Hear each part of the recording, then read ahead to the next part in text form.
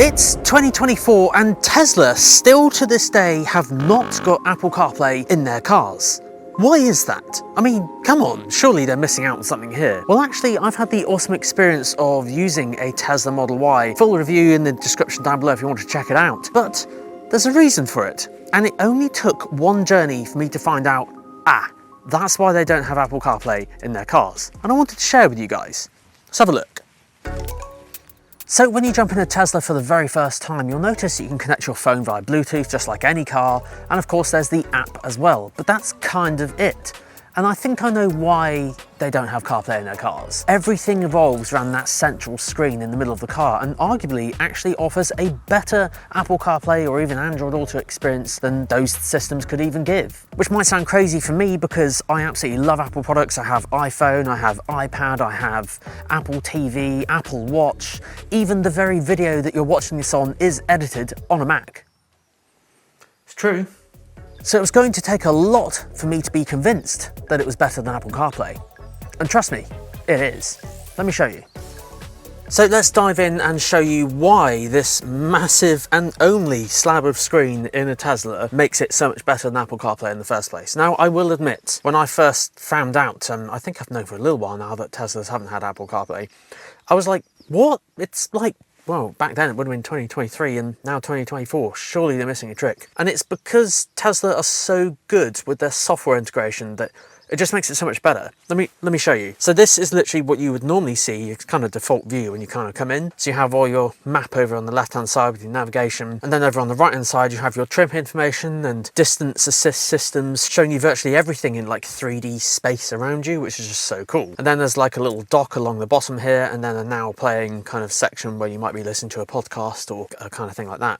But yeah, when I first jumped in the Tesla, I was like, so there's no Apple CarPlay, how do you connect your phones? You do it via Bluetooth, and then you have some kind of apps built into it. Now the best thing is, if you tap this little menu button down here, what I'd probably call like the program launcher, this shows you all the different apps and things you can link. And quite simply, you just link like your Spotify account or Apple Music or Apple Podcasts or Tidal, just straight to the car, and it has its own data plan, so it just kind of all works. So actually, arguably, you don't even need to connect your phone. The phone is literally just used for phone calls. So the reason why I want to make a separate video on the multimedia system is just because it's not, I wouldn't argue as complex, it's just that you can do so much on it. So of course you've got this kind of split screen view like this with the sat nav over on the left hand side. If you type in on here, for example, and we can go to the supercharger that I went to yesterday, you literally just tap this here and it will calculate the route, and you know, if you were going somewhere that was further than the car's range, it will just plot in certain things. So really good example the other day, I went to Milton Keynes and I had to do a few things up there, and it just kind of said, oh, you just need to stop here. And I literally only needed to be there for like less than 10 minutes. I went to the toilet, came back at the motorway services, and it was just done. It was ready to go. I was just like, that's quite cool. The fact that the car just naturally talks to the chargers and knows that they're available or if they're taken, and because they're superchargers, there were loads of them. So yeah, sat-nav integration is amazing. It runs Google Maps, and recently I noticed on the software release notes there was speed camera kind of additions added to it through software updates. And that's the cool thing as well, is that Tesla software on the cars, not only do they actually state what the software is doing, a bit like on iPhones they have release notes as to what the software update's done. Of course you get all the map updates and Google Maps and speed cameras built in. It's just a really, really nice, easy interface to use. So yeah, there probably is a manual, and I haven't needed the manual because it's just so intuitive. It might look intimidating just having this big screen, laptop-sized screen effectively in the middle of the car, but it is super easy to use. Now, when it comes to music playback, I personally use Apple stuff, you know, being a bit of an Apple lover. You basically just link your Apple Music account to it, and yeah, you do not get that vivid interface with Apple CarPlay. The only thing I will add though, I have not found an A to Z. So if you like go to albums, for example, I haven't seen an A to Z on anything. You just have like page 1, 2, 3, 4, 5, 6 like that. But I'd rather have that than what Apple CarPlay offers. So yeah, I'd rather have that any day. Even on Spotify, you have all of your kind of album artwork or podcast artwork literally all just there, and it's just so intuitive just to use. And you can see now that I've used a couple of apps, it's going to put those in the dock because I've just recently used them, so you can just toggle between them like really, really easily. There is also the ability to link Apple Podcasts as well, but I found the experience sometimes better, and sometimes there are a few more podcasts on Spotify, so I naturally gravitate towards that one just a little bit more. But yeah, there's even some extra apps in here like Zoom and camera as well. So yes, there's so many cameras in the car. So for example, if I tap on this one here, there's the 360 view of the cameras, and then a little down arrow to, you know, make it a little bit bigger. So there's just so many cool things. There's even a camera up here as well. You can even view the interior of the car when you're not in it from the app.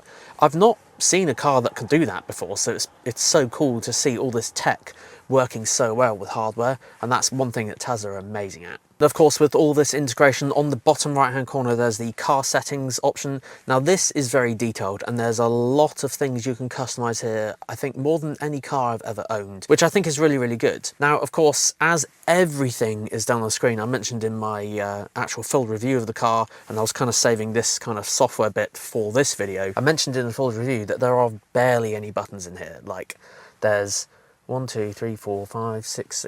There's literally, you can count on your hands how many buttons there are. Everything else is done on the screen, from adjusting your steering wheel to the mirrors, even operating things like the climate control, all done just down here, just by tapping on this button, and that's obviously flicked it on. One final note on the climate control, and this is something that I think is really, really cool, that Tesla really care about your little ones, the dog mode. So on here, you can literally enable dog mode. So basically the climate control will stay in here, whatever temperature you want it to be, when you're not here. And it will put a little message up on the screen as well, letting you know that your pooch is safe.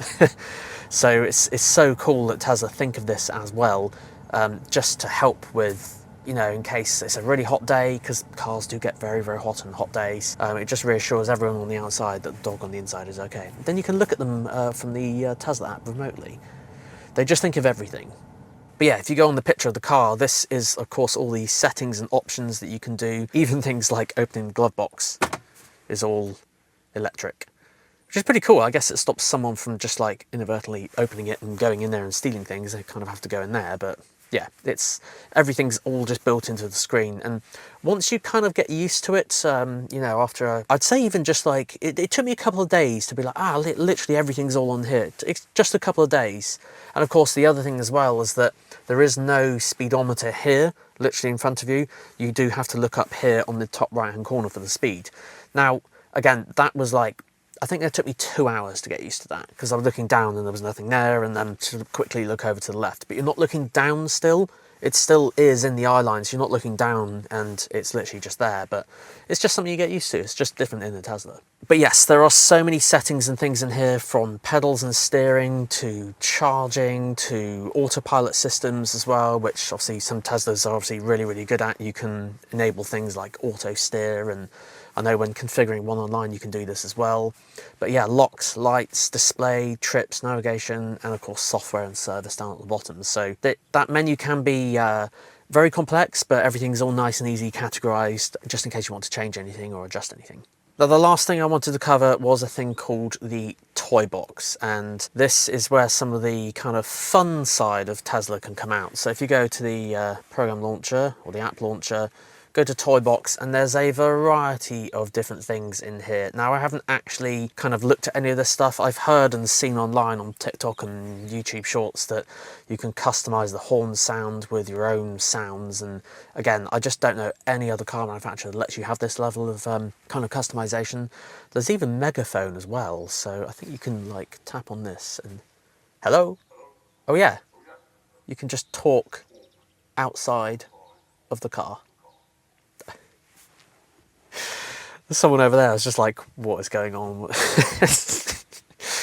Oh dear. See, this is what I mean. It puts a smile on your face, you know. You can customize the lock sound, so there is that horn sound as well. What's the goat? Oh, okay. I think the pitch is slightly different. There must be a setting someone's changed the pitch or something, because that's, I think I know what the sound that's meant to be. What's DJ?